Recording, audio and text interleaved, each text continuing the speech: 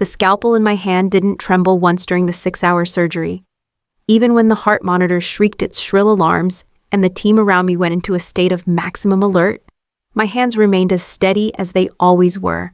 That's what defines me at Northwestern Hospital in Chicago. Dr. Sloan Harper, the cardiac surgeon who never loses her cool, never hesitates, never fails. But when I walked out of that operating room at 3 a.m. on a frigid November Thursday, pulling off my blood-stained gloves with mechanical movements practiced thousands of times, I knew I had saved yet another life that didn't deserve to be saved.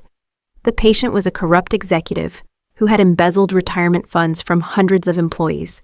I knew his story because I had obsessively researched him when I found out he'd be my patient. This was how I operated now, investigating everyone who crossed my path, looking for connections, always searching. 4 years. It had been 4 years since Cole died, and I still woke up every morning hoping it had all been a terrible nightmare. My older brother, the man who taught me how to ride a bike, who held my hand at our parents' funeral, who always promised to protect me, dead at 32 under circumstances that never made sense. The official version was delivered to me by a bored detective who clearly had more important cases to solve. Cole had accumulated astronomical debts from illegal gambling, spiraled into a depression, and taken his own life. Case closed. But I knew my brother. Sure, he occasionally had issues with gambling, but it was never anything serious. And depression? Cole was the most resilient person I'd ever known. He survived our parents' death when I was only 16 and he was 20, became my legal guardian, and worked 3 jobs to put me through medical school. He wasn't the type to give up. That's when I started my own investigation. Between exhausting shifts and complex surgeries, I scoured bank records, interviewed his old friends, and tracked his last movements. What I discovered led me deeper and deeper into a world I didn't know existed in Chicago. A world of power, veiled violence, and purchased loyalties. And one name kept popping up repeatedly. Rhett Castellano. Castellano was a ghost in official records, but in the shadows, his name was whispered with a mix of respect and terror. Officially, he was a successful businessman, owner of a chain of boutique hotels, and an investor in real estate development. But everyone knew the truth. Rhett Castellano was the head of one of the most powerful organized crime syndicates in the American Midwest. Cole had worked as a freelance accountant in the months before he died, and some of his clients were companies that, after a lot of digging, I discovered had ties to Castellano. The pieces began to fit together in a terrible way. My brother had gotten involved with dangerous people, and now he was dead. For months, I planned my approach. I studied Castellano the way I studied anatomy in med school, methodically, obsessively. I found out he was one of the hospital's anonymous donors, contributing millions to our cardiac research wing. Ironic, considering how many hearts he had probably stopped from beating. The opportunity arose when the hospital announced its annual charity gala. Major donors would be invited, and there would be a chance for a few selected doctors to interact with them. I immediately volunteered, claiming an interest in discussing future research projects. My boss was surprised. I had never shown interest in hospital politics before, but he approved, delighted that his star surgeon was finally getting involved with the administrative side of medicine. I spent weeks preparing. I bought a dress that cost more than I spent on clothes in an entire year, a black gown that elegantly hugged my body without being vulgar, sophisticated enough not to look out of place among Chicago's elite. I studied everything I could about Castellano. His investments, his preferences, his routine.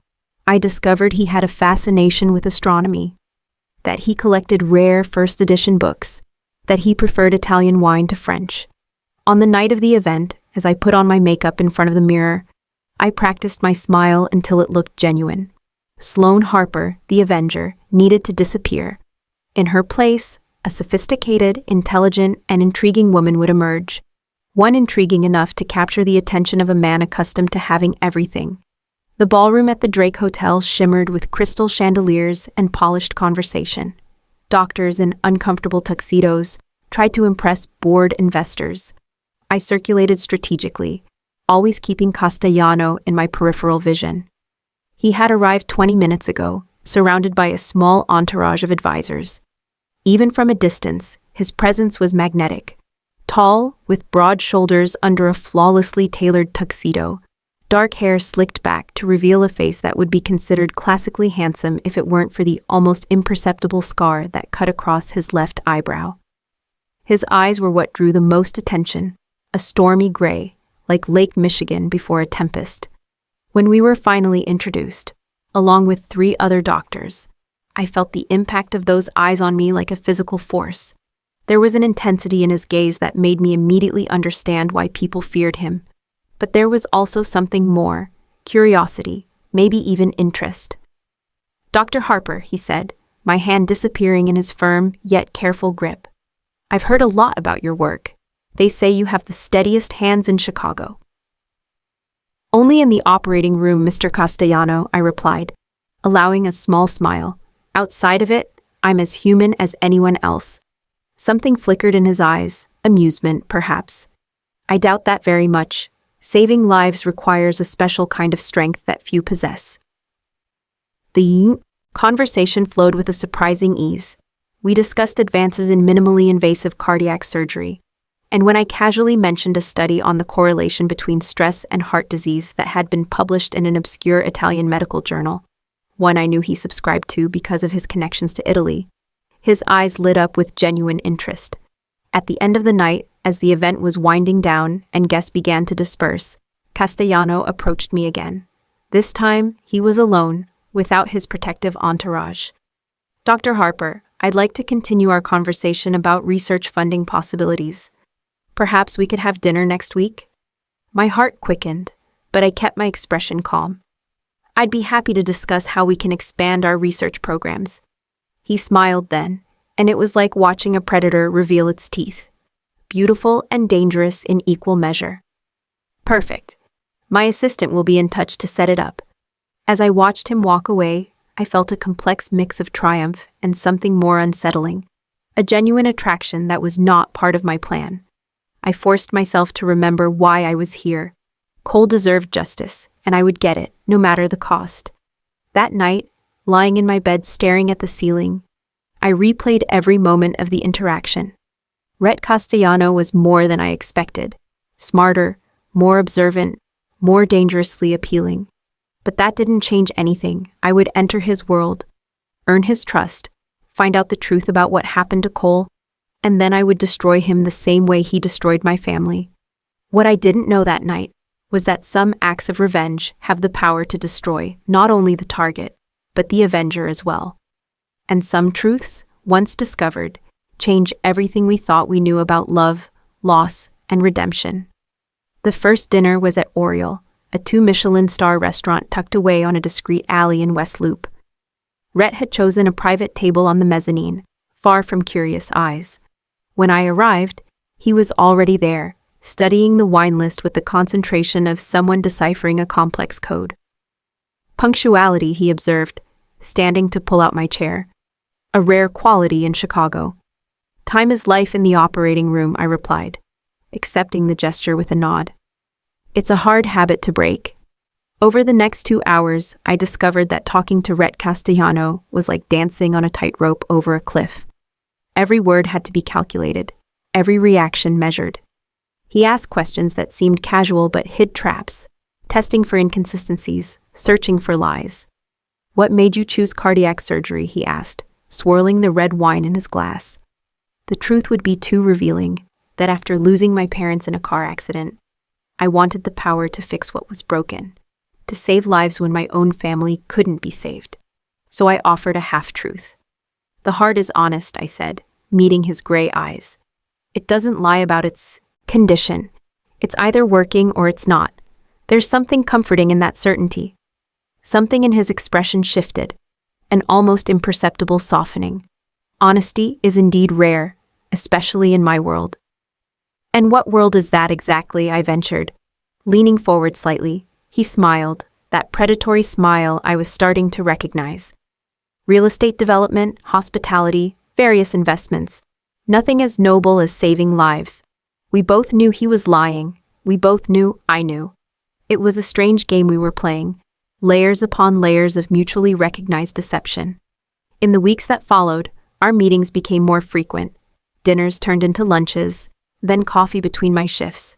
Each time, I gathered more information, building a psychological profile of the man I held responsible for Cole's death.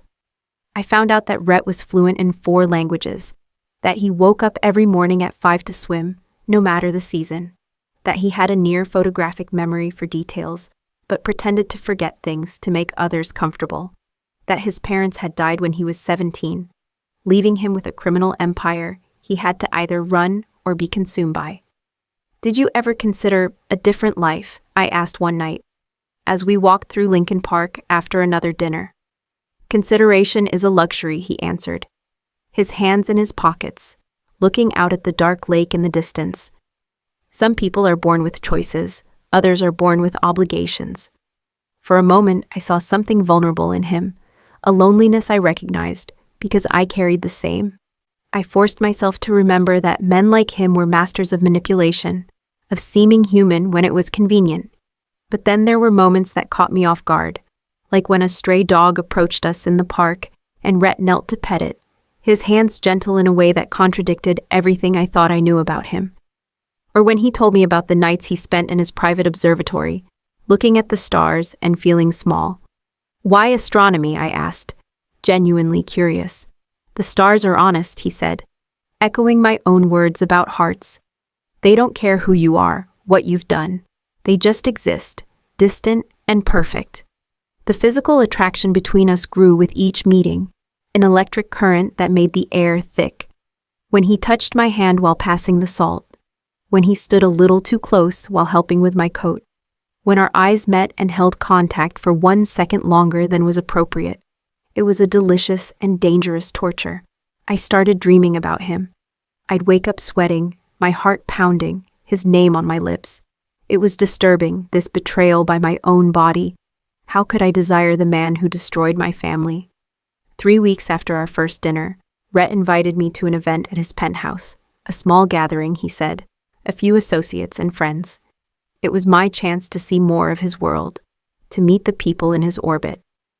The penthouse occupied the top 2 floors of a skyscraper in River North, with 360-degree views of Chicago.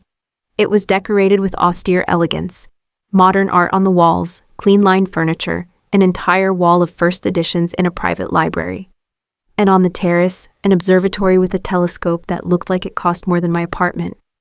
The guests were an eclectic mix, businessmen I recognized from the newspapers, some faces that definitely belonged to his less legitimate side of business, and beautiful women who seemed ornamental until you noticed the sharp intelligence in their eyes.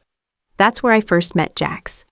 Tall, black, with a fighter's shoulders and eyes that missed nothing, he was introduced as Rhett's right-hand man. But the way he studied me made it clear he was much more than that. He was the protector, the chosen brother, the watchdog. "Dr. Harper," Jack said, his handshake firm to the point of pain. "Rhett talks about you a lot." "I hope it's all good things," I replied, maintaining my smile, despite his obvious discomfort with my presence. "Rhett rarely talks about people," he said simply. "The fact that he mentions you at all says a lot." It was a veiled warning, and we both knew it. The night went on with superficial conversations and expensive wine, but I was hyper-aware of every detail. The discreetly positioned bodyguards, the cleverly hidden security cameras, the way certain conversations would cease when I approached. Then she walked in. Valentina Rossi was the type of woman who sucked all the oxygen out of a room. Black hair in perfect waves, a red dress that seemed painted onto her body, a confidence that bordered on arrogance. She went straight to Rhett, kissing him on both cheeks with intimate familiarity. "Rhett, darling," she purred, with an Italian accent. "You didn't tell me you had a new friend." Her eyes turned to me, and I saw assessment and dismissal in the same look.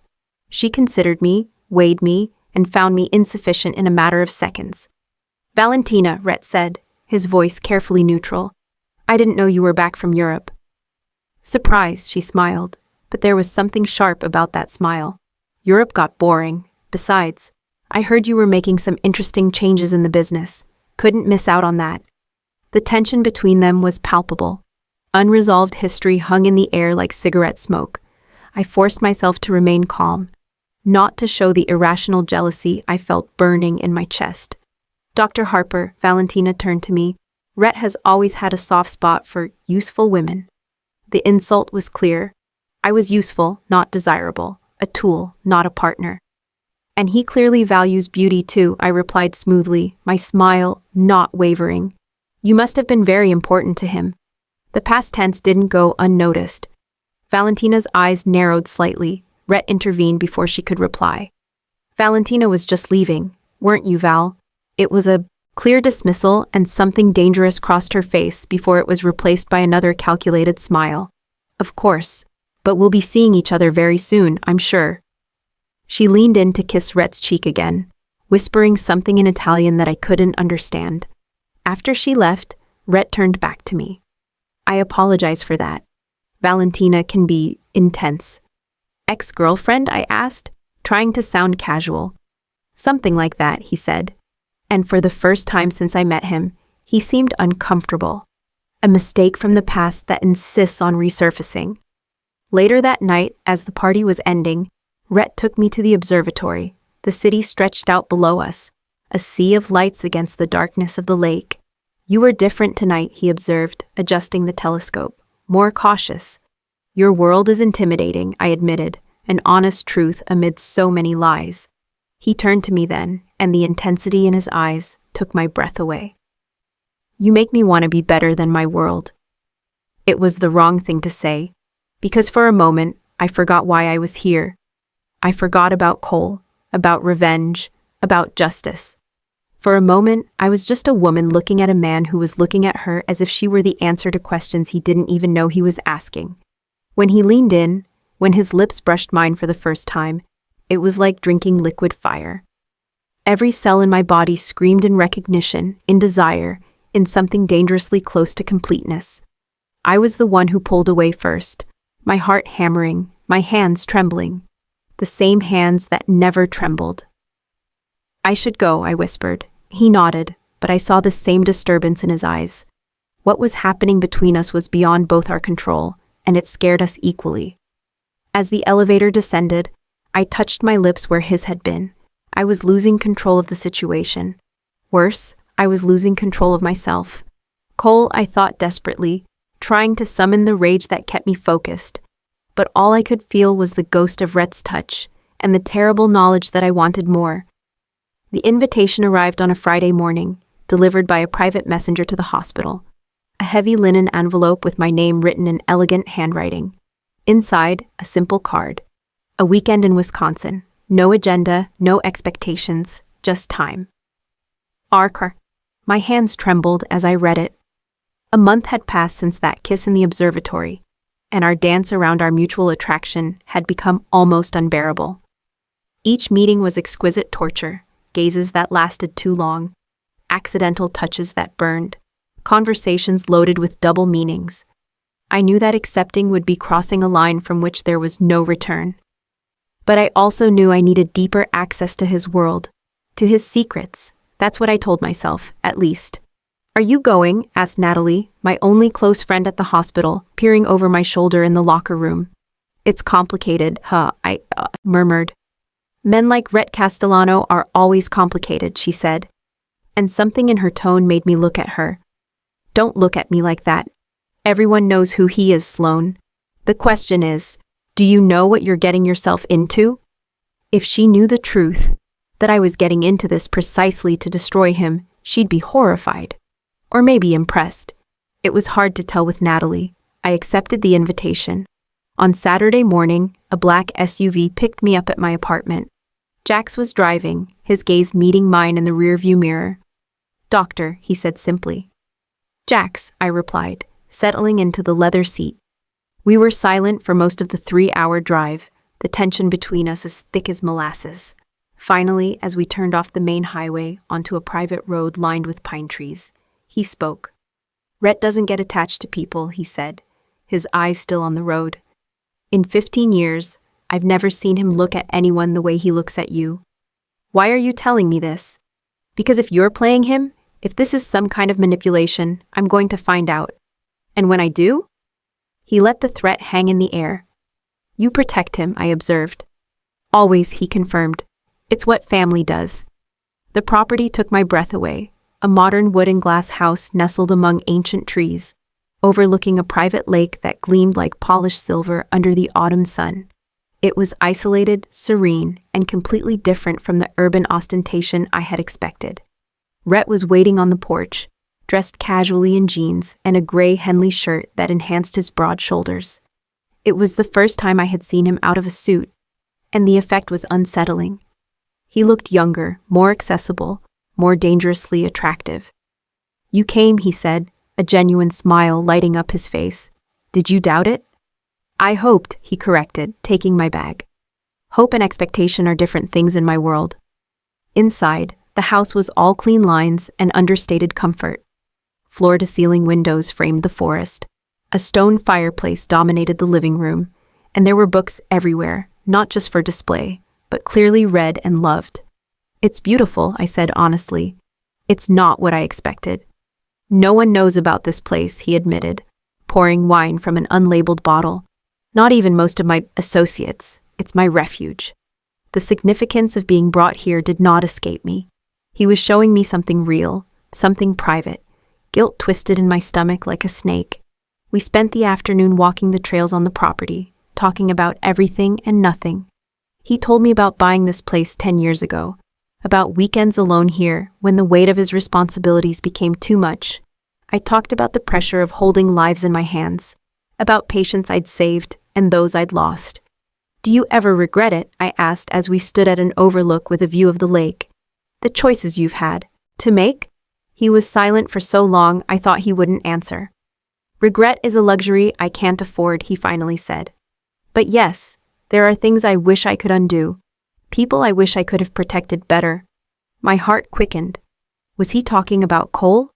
Was this an admission of guilt? "Like who?" I pressed gently. His eyes met mine, and there was a raw pain in them that caught me off guard. "Everyone who gets close to me eventually pays the price. That's why I keep my distance. Or I used to." The meaning was clear. He was lowering his guard with me, letting me in, despite the danger it represented for both of us. That night, we made dinner together in the spacious kitchen. It was surprisingly domestic, him chopping vegetables with practiced precision while I made the sauce, soft music playing in the background, the outside world feeling very distant. "You cook well for someone who lives on hospital food," he observed, tasting the sauce I was stirring. "Cole taught me," the words came out before I could stop them. I froze, realizing my mistake. I had never mentioned Cole to him. "Cole?" he asked casually, but I noticed the sudden attention in his posture. "My brother," I said, forcing my voice to remain steady. "He died a few years ago." "I'm sorry," Rhett said, and it sounded genuine. "How?" This was the moment. I could confront him now, throw my suspicions in his face, see how he would react. But looking into his eyes, seeing real concern there, I chickened out. "I'd rather not talk about it," I murmured. He nodded, respecting my boundary, and changed the subject. But I felt his eyes on me for the rest of the dinner, assessing, questioning. Later, sitting in front of the fireplace with the wine and the fire creating dancing shadows on the walls, the tension between us became almost unbearable. Every time he moved, I was hyper-aware of his body. Every time our hands accidentally touched, sparks shot through my skin. "Sloane," he said softly, and the way he said my name made something inside me melt. "What are we doing here?" "I don't know," I admitted honestly. He got up, walking to the window, his hands in his pockets. "You make me want things I can't have. A different life, different choices." I stood up too, drawn to him like a moth to a flame. "Why can't you?" He turned to me, and the intensity in his eyes took my breath away. "Because men like me don't get redemption, Sloane, no matter how much we want it." "I didn't ask for your redemption," I said, taking a step closer. "Then what do you want?" The truth would have been revenge, but what came out was, "You." The distance between us evaporated. His hands framed my face, his thumbs tracing my cheekbones with a tenderness that contradicted the intensity in his eyes. "You don't understand what you're asking for," he murmured. "Then show me," I challenged. When he kissed me, it wasn't like that first time in the observatory. This was fire and need, years of control shattering. His hands in my hair, mine gripping his shirt, our bodies pressed together as if proximity could erase all the lies between us. But even lost in that kiss, a part of me remained calculating. This was my chance. If I went to his room, if I became vulnerable with him, he would lower his guard even more. He was the one who stopped, breathing heavily, his forehead resting against mine. "Not like this," he said hoarsely. "Not when there's so much you don't know." The irony of his words almost made me laugh. If he only knew the secrets I carried. "Everyone has secrets, Rhett. Some secrets are more dangerous than others," he said, pulling away. Later, alone in the guest room, I couldn't sleep. The house was silent except for the wind in the trees. I knew Rhett was awake too. I could see the light under his office door across the hall. Around 3 a.m, unable to stand it anymore, I slipped quietly out of the room. The office door was ajar. I peeked inside and saw him sitting at his desk, studying documents with intense concentration. It was my chance. Memorize the layout, look for hidden safes, maybe even see what he was reading. But as I took a step forward, the wooden floor creaked. Rhett looked up, catching me standing in the doorway like a thief. "Can't sleep?" he asked, not sounding surprised. "No," I admitted, walking into the office. "You?" "Sleep is a rare thing for me," he said, closing the folder he was reading. But not before I caught a glimpse of a name on the top. Harper, C. My blood ran cold. C. Harper. Cole. Harper. He was investigating Cole. Or worse, had he known who I was from the beginning? "What are you reading?" I asked, trying to keep my voice casual. He studied me for a long moment. Sometimes the past doesn't stay buried, no matter how hard we try. "Whose past?" "We all have ghosts, Sloan," he said, standing up. "The question is whether we let them haunt us or if we make peace with them." He walked past me, brushing my shoulder, leaving the office. The folder remained on the desk, like an invitation or a trap. I waited until I heard his bedroom door close. Then I approached the desk. My hands were trembling as I opened the folder. It was indeed about Cole. Bank accounts, employment records, even photos. But there was something else. Documents I had never seen. Records of massive wire transfers. Contracts with signatures I didn't recognize. And at the end, a single sheet with a handwritten note. VR confirmed elimination. Problem solved. VR Valentina Rossi. The world spun. If these documents were real, Valentina was involved in Cole's death. But why? And what did Rhett know? I heard footsteps in the hallway. I quickly closed the folder and turned to leave, only to find Jax standing in the doorway. "Looking for something specific, doctor?" he asked, his voice dangerously low. My heart was pounding, but I forced myself to remain calm. I couldn't sleep. Rhett was here, but he left and you decided to stay, Jax finished. Curious about what a man like him reads late at night. "I should go back to my room," I said, trying to walk past him. He blocked my way. "Whatever it is you're looking for, doctor, be careful. Some truths are more dangerous than lies." "I don't know what you're talking about." "Of course you don't," he said, finally stepping aside. "But when you do, remember, Rhett isn't the only predator in this forest." The manila envelope arrived 3 days after the Wisconsin trip, slid under my apartment door while I was at the hospital. No return address, no stamps, just my name written in that handwriting I now recognized from the documents in Rhett's office. Inside were Cole's belongings that had vanished after his death, his scratched Timex watch that our father had given him, his worn leather wallet, photos of us from the last Christmas we spent together. My knees went weak as I touched these objects, memories flooding in like water through a broken dam. But it was the note that made me stop breathing. "Your brother didn't take his own life. He discovered something he shouldn't have. If you want the truth about who killed Cole Harper, come alone. Riverside Warehouse, South Industrial District. Midnight. Don't trust Castellano." The handwriting, I was sure now. It was identical to the documents I saw in Rhett's office. Was he luring me into a trap? Or was something more complex going on? I spent the next few hours in agony, debating my options. I could go to the police, but with what evidence? I could confront Rhett directly, but if he was truly behind this, I'd be giving myself up. I could ignore the invitation, but the chance to finally know the truth about Cole. At 11 o'clock that night, I made my decision. But I wouldn't go completely unprepared. I recorded a detailed video on my laptop, explaining my investigation, my infiltration into Rhett's life, the evidence I'd collected, everything. I scheduled it to be sent automatically to Sarah Chen, an investigative journalist at the Chicago Tribune, at 2 a.m, unless I canceled the upload. If something happened to me, at least the truth would survive. The industrial district was a maze of abandoned warehouses and menacing shadows. I parked 3 blocks away, keeping my phone in my hand, my finger hovering over the emergency number. The riverside warehouse stood like a sleeping giant against the night sky, its broken windows like empty eyes. The main door was ajar. I pushed it open, the screech of metal echoing in the cavernous space. Moonlight filtered through the partially collapsed roof, creating pools of silver on the cracked concrete floor. Punctual as always, Doctor. I spun toward the voice. Jax emerged from the shadows, his hands in his pockets, his expression unreadable. You? My voice failed. You were the one who sent the package? Yes. The imitated handwriting? Also, me. He took a step forward, and I instinctively took a step back.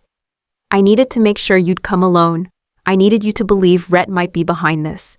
Why? Because you need to understand the full truth before your lies destroy the only decent man in this rotten world. His voice carried an intensity I had never heard before.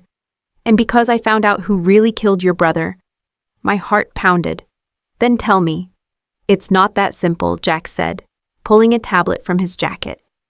I've spent the last few weeks investigating, ever since I found out who you really are. I hired private investigators, hackers, used every contact I have. What I found? He shook his head. Even I was surprised. He turned on the tablet, showing me scanned documents. Your brother had gambling debts, that's true, but not with the people you think. Cole owed money to a high-risk, exclusive gambling operation that catered to people desperate enough to bet everything. Whose operation? I asked, though something cold was already forming in my stomach. Valentina Rossi. The name dropped between us like a bomb. Valentina, the elegant, dangerous woman I met at Rhett's penthouse.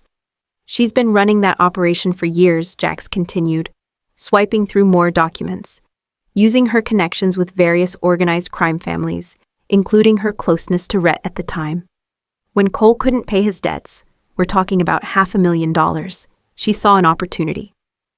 He showed me a photo of Cole I had never seen, taken by a security camera. He looked haggard, desperate. Valentina offered him a deal, work as an accountant for some of Rhett's legitimate companies, but secretly copy sensitive financial information. She wanted leverage over Rhett to keep him under her thumb. Cole would never do that, I protested, but my voice sounded weak even to me. Cole was terrified, Jax said gently. Valentina didn't just threaten to kill him. She threatened you. She said she knew about your routine at the hospital, your shift times. She said accidents happened to tired doctors driving home late at night. Tears burned my eyes. Cole had done this to protect me. For months he passed on information, Jax continued. But the more he got involved, the more he realized he was helping Valentina build something dangerous. She didn't just want to control Rhett, she wanted to destroy him and take over his empire. He showed me another set of documents. 3 weeks before he died, Cole tried to back out. He told Valentina he wouldn't do it anymore. She didn't take it well. She killed him, I whispered. Not personally. Valentina never gets her hands dirty. But yes, she gave the order. When Cole tried to flee the city with evidence of her scheme, evidence that could protect him, her thugs got to him first. My legs gave way. Jax caught me before I fell, guiding me to a wooden crate to sit on. Rhett never knew, I asked. Never. Valentina hid everything perfectly. When Rhett broke up with her a few months later, for completely unrelated reasons, she fled to Europe. And now, Jax paused. Now she's back because she found out about you. What? She has spies everywhere. When she heard Rhett was getting involved with someone, she investigated. She found out who you are, your connection to Cole. And she knows you're a threat, not because you could expose what happened to Cole, but because Rhett cares about you.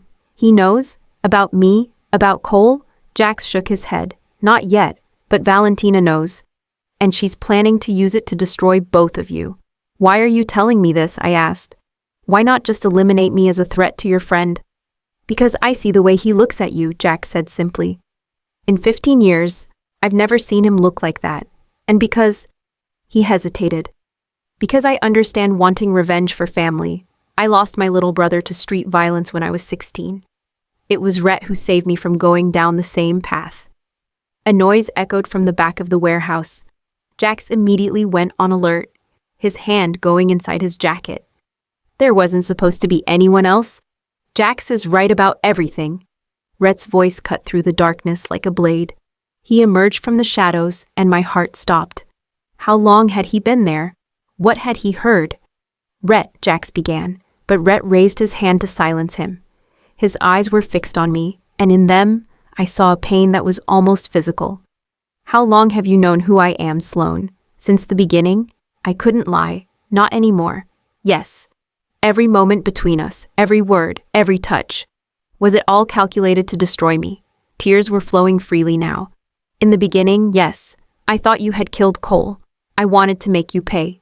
And now my voice broke. Now I've fallen in love with you, and I hate myself for it. Rhett closed his eyes as if my words were physical blows. When he opened them again, there was a coldness in them I had never seen before. You made me believe I had found something real, he said softly. For the first time in my adult life, I completely let my guard down, and it was all a lie. Not all of it, I pleaded. The feelings are real, Rhett. I tried to fight them, tried to stay focused on revenge, but you still set up your little insurance policy, he interrupted, and my blood ran cold. Yes, I know about the video scheduled to be sent. My security technicians monitor for potential threats. You were ready to expose me, to destroy everything I've built. I was going to cancel it. I'll cancel it now. Don't. His voice was sharp. Keep it. Let it hang over my head like the sword it is. It's fitting, don't you think? Both of us holding weapons against each other, even while pretending to be in love. I wasn't pretending. How can I believe anything you say? The moment was shattered by the sound of tires screeching outside. Headlights flooded the warehouse through the broken windows. Shit, Jack said, pulling out his gun. No one was supposed to know about this place. The door exploded inward, and armed men poured in. In the center of them, Valentina Rossi, dressed in black, looking every inch the queen of darkness she was. What a touching reunion, she said, her eyes sweeping over each of us. The tragic love triangle and the loyal watchdog. Shakespearean, really. Valentina, Rhett said, his voice deadly calm. This isn't your business. Oh, but it is, she smiled. You see, dear Dr. Harper here has been investigating her brother's death. Imagine my surprise to discover that she had infiltrated your life, Rhett. It seems I'm not the only one capable of manipulation. She gestured, and one of her men threw a folder on the ground. Photos scattered, Rhett and me together, taken over the past few weeks. I've been watching, Valentina continued, waiting for the right moment. And now, with everyone here, I can solve multiple problems at once. You killed Cole Harper, I stated, finding my voice. She shrugged elegantly. He was a liability who became a problem. It happens in business. Rage exploded through me, hot and blinding. I started to step forward, but Rhett grabbed my arm, pulling me back. Don't, he said softly. She wants you to react. Always the protector, Valentina observed. Even knowing she was using you. It's pathetic, really. What do you want, Val? Rhett asked. What I've always wanted. Power. Control. You. Her eyes gleamed dangerously. But since you seem to prefer deceitful women who want your destruction, I'll have to settle for just power and control. She pulled out a phone, showing the screen. In exactly 10 minutes, unless I cancel it, documents will be released to every law enforcement agency and media outlet in Chicago. Documents showing your operations, Rhett. Real ones mixed with my fakes. Enough to ensure you spend the rest of your life in prison. You'd destroy yourself too, Jax pointed out. I have guaranteed immunity, she smiled. In exchange for my full cooperation. They've wanted you for years, Rhett. I'm just giving them to you on a silver platter. Unless, Rhett asked, though we already knew the answer, unless you agree to my terms, full transfer of all your assets and operations to me. And her eyes went to me. The good doctor here disappears, permanently. You want him to kill me? I asked, incredulously. Don't be dramatic, just disappear. Leave Chicago, change your name, never contact Red again. Or, she shrugged, I can take care of it more permanently. The warehouse fell silent except for the wind whistling through the broken windows. I looked at Rhett, seeing the calculation in his eyes. He was weighing options, considering angles. You have 5 minutes to decide, Valentina said, checking her watch. That's when I felt my phone vibrate in my pocket.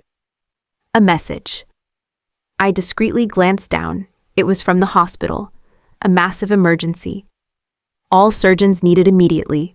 A building collapse and fire. I showed the screen to Jax, who understood immediately. He whispered something in Rhett's ear. Rhett's face changed, a realization dawning. The loft conversion building. I arranged for a distraction, Valentina said casually. A few fireworks to keep the authorities busy while we settle our business here. Regrettable collateral damage, I'm sure. There are workers on a night shift, Rhett said, genuine horror in his voice. Families living in the completed units. As I said, regrettable. I looked at Valentina with a new horror. She had caused mass casualties just as a diversion. Cole had just been a pawn in her game, and now other innocents were paying the price. I have to go, I said, pulling away from Rhett. They need surgeons. You're not going anywhere, Valentina said, gesturing to her men. Then kill me, I challenged. All the rage and pain of the last few years boiling over. Add another body to your count. But if I can save even one life from that fire you caused, it's worth it. I looked at Rhett one last time. I'm sorry for everything. Cole would have hated what I became because of him. I started walking toward the door. One of Valentina's men raised his gun. Wait, Rhett said. He turned to Valentina. Let her go save lives. Then we'll settle this. We don't negotiate. The sound was deafening in the enclosed space. Valentina screamed, grabbing the shoulder where blood began to bloom. Jax's gun was still smoking. Sorry, boss, Jax said to Rhett, but enough is enough. Chaos erupted.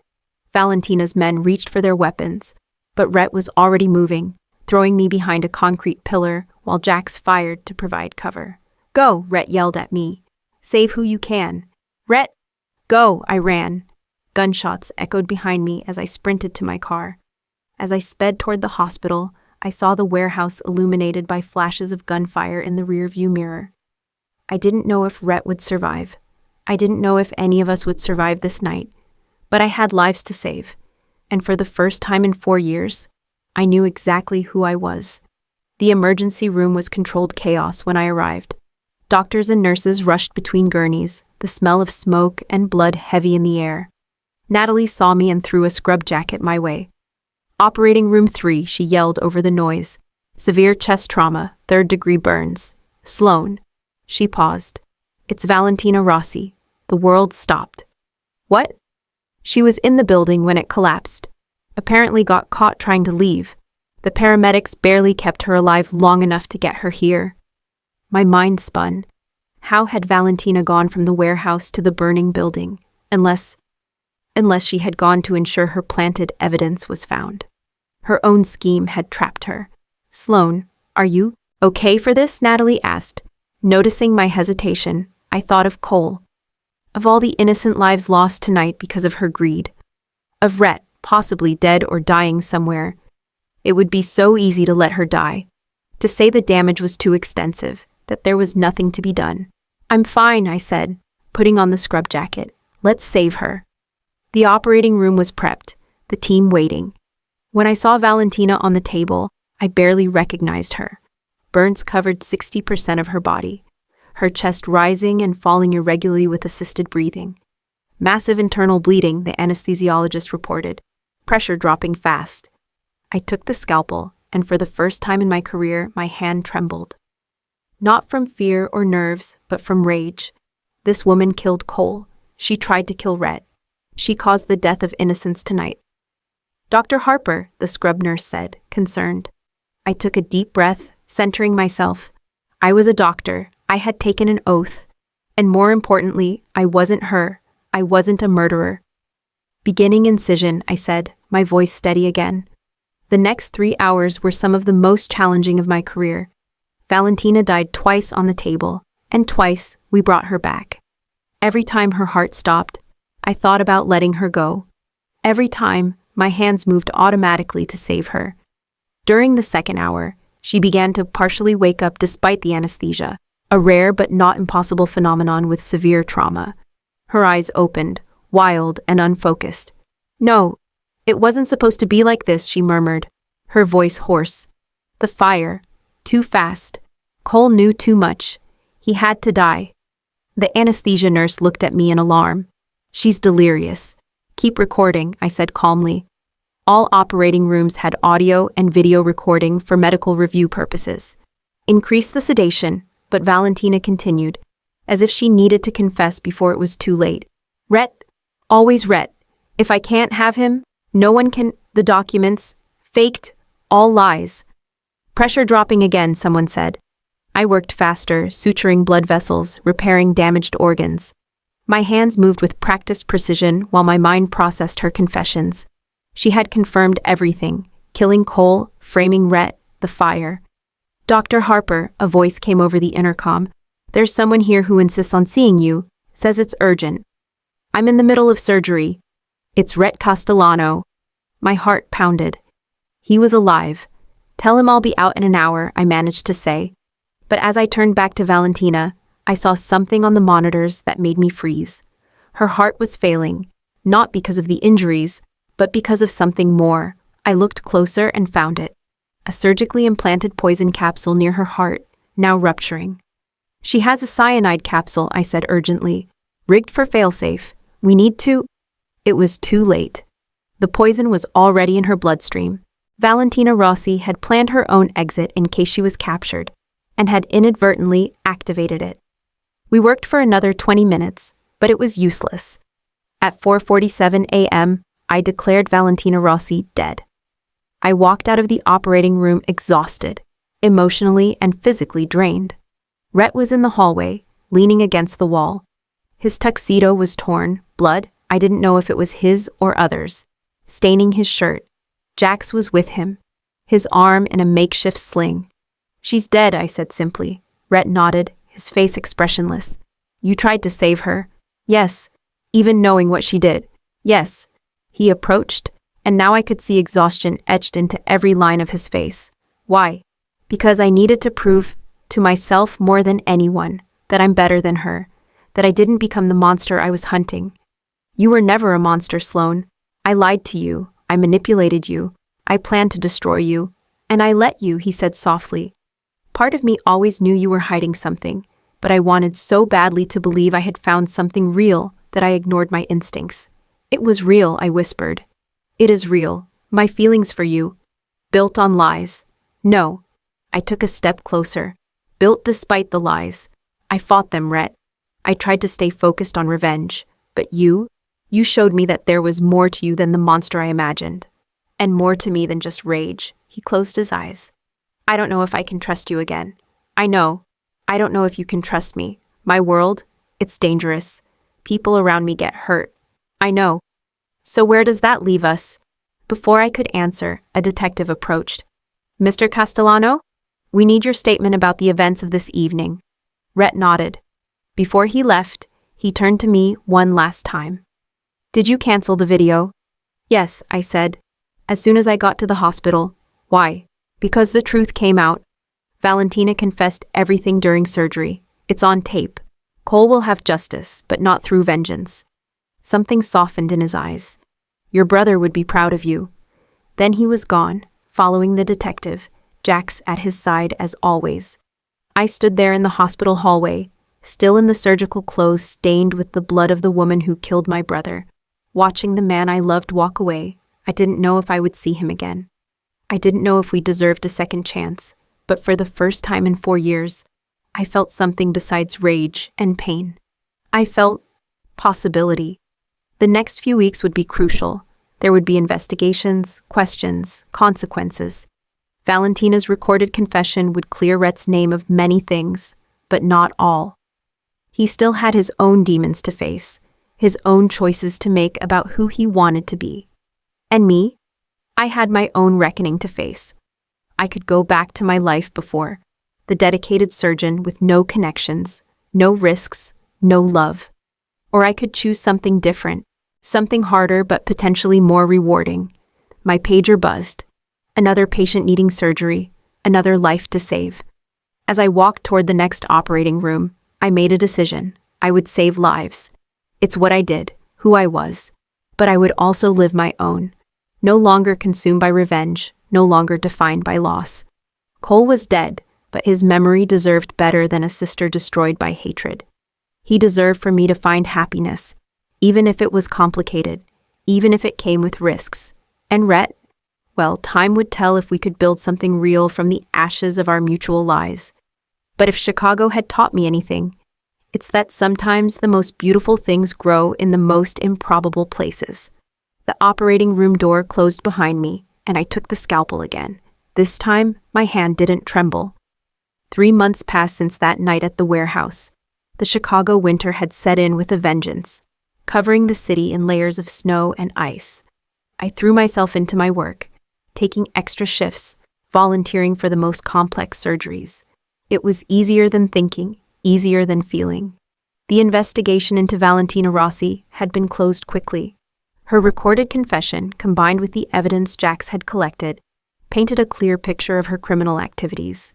Cole was officially cleared of any wrongdoing, a victim, not a criminal. The police department even issued a formal apology for the inadequate investigation into his death. I created the Cole Harper Foundation with the insurance money I had never touched. It focused on helping people with gambling addictions and their families. It was my way of transforming all that pain into something constructive. There was no news from Rhett. No calls, no messages, no accidental encounters. It was as if he had disappeared from my life as completely as he had entered it. Sometimes I wondered if I had imagined it all, except for the occasional reports in the newspapers. Castellano Enterprises was undergoing a massive restructuring. Properties were being sold, operations consolidated. The rumors in the underworld, according to Natalie's sources, were that Rhett was pulling away from the less legitimate businesses. Cleaning house, as they said. Are you going to stare at that chart forever, or are you actually going to do the surgery? I looked up from the patient's file to find Natalie watching me with that all-knowing expression she had perfected. Just reviewing the details, I murmured. Right, that's why you've been reading the same page for the last 10 minutes. She sat down next to me in the empty break room.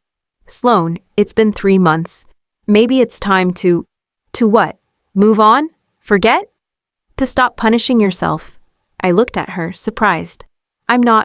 Yes, you are. You saved lives that night. You exposed a murderer. You got justice for Cole, but you're acting like you're still carrying the weight of the world. I lied to him, Nat, from the very first moment. And he's an organized crime boss who's probably done terrible things. No one in this story is completely innocent. She took my hand. But maybe that doesn't mean you don't deserve a chance to be happy. Before I could answer, my phone rang. Unknown number. Dr. Harper, it's Jax. My heart pounded. Jax, is everything okay? Is Rhett? He's fine, but I need you to come to an address. It's important. He gave me an address in Lincoln Park, a house, not an office or a warehouse. I agreed to go after my shift ended. The house was an elegant brownstone on a quiet, tree-lined street. Jax answered the door, looking healthier than the last time I saw him. His arm had healed completely. Thanks for coming, he said, guiding me inside. The house was almost empty, boxes piled in the hallway, sheets covering the few remaining pieces of furniture. Is he moving? I asked. In a way. Jax led me to an office where a woman I didn't recognize was sitting at a desk with stacks of documents. This is Margaret Chen, Rhett's lawyer. She stood up, shaking my hand. Dr. Harper, Mr. Castellano asked me to give this to you. She handed me a thick envelope. Inside were legal documents, deeds, actually. I don't understand. Mr. Castellano is transferring ownership of 3 rehabilitation clinics to the Cole Harper Foundation, Margaret explained. Fully equipped, with 5 years of operating funds. They specialize in gambling addiction treatment. I looked at the papers in shock. This must be worth $15 million, Margaret confirmed. There's also this. Another envelope. This one smaller. Inside, a single sheet of paper in Rhett's handwriting. Sloan, your brother deserves to be remembered for more than his death. These clinics can help others avoid his path. It's inadequate, I know, but it's a start. I'm leaving Chicago for a while. There are things I need to sort out, choices I need to make about who I want to be. You showed me that change is possible, even for men like me. Maybe one day we can start over, without lies between us. Or maybe some damage is irreparable. Either way, thank you for making me want to be better. Tears blurred my vision. Where is he? Jax hesitated. He doesn't want you to know. Not yet. But will he come back? That's up to him, and maybe to you. I left the brownstone with the documents, my mind spinning. Rhett had given Cole's foundation the means to truly make a difference. But more than that, he was changing, evolving, becoming someone new. Just like me. The next few months were a blur of activity.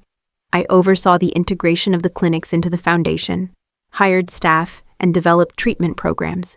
It was meaningful work that Cole would have been proud of. I continued operating, saving lives, but now there was balance. I was no longer hiding in my work, punishing myself with exhaustion. Then, one spring morning, 6 months after the warehouse incident, I walked into my favorite coffee shop and froze. Rhett was sitting at a corner table, looking different somehow. The same handsome face, the same stormy gray eyes, but there was something lighter about him, as if he had left behind a weight he had carried for years. He stood up when he saw me, uncertain for the first time since I met him. Hi, he said simply. Hi, I replied, my heart pounding so hard I was sure he could hear it. Can I buy you a coffee? I nodded, not trusting my voice. We sat at the same table where it all started to fall apart months ago, but this time, there were no pretenses between us. No lies, no hidden agendas. The clinics are doing well, I said finally. We've already helped over 200 people. I know, I've been following it. You changed your hair, I observed. It was shorter, less perfectly styled. I've changed a lot of things. He took a sip of his coffee. I sold most of the businesses. Kept only the completely legitimate ones. I'm trying to be someone I don't have to be ashamed of. Rhett. I spent 6 months in Italy, he continued. Visiting family I hadn't seen in years. People who knew my parents before everything went wrong. Trying to understand how I became who I became. And I realized I spent so much time being what was expected of me that I forgot I had a choice. He met my eyes. You reminded me I had a choice. We both made bad choices, I said softly. Yes, but we also made some right ones. He hesitated, then extended his hand across the table, palm up. An offer, not a demand. I looked at his hand for a long moment. To accept would mean starting something new, something built on truth this time, but still full of uncertainties. His past wouldn't simply disappear.